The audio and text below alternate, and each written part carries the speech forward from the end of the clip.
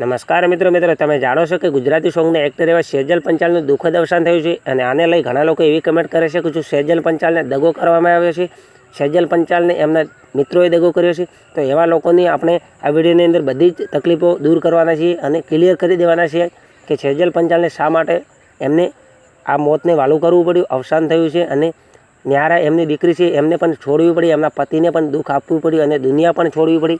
તો આપણે આ વિડીયોની અંદર બધું જ બતાવવાનું છે। વિડીયોને જરા પણ સ્કીપ ના કરતા, કારણ કે વિડીયોને સ્કીપ કરશો તો તમને કંઈ પણ જોવા નહીં મળે। તો વિડીયોને લાઇક પણ કરવાનું ના ભૂલતા, ચેનલને સબસ્ક્રાઈબ કરવાનું પણ ના ભૂલતા અને મિત્રો વિડીયોને શેર કરવાનું પણ ના ભૂલતા, કારણ કે મિત્રો બધા જ લોકોને ખબર પડે કે સેજલ પંચાલે શા માટે આત્મહત્યા કરી છે।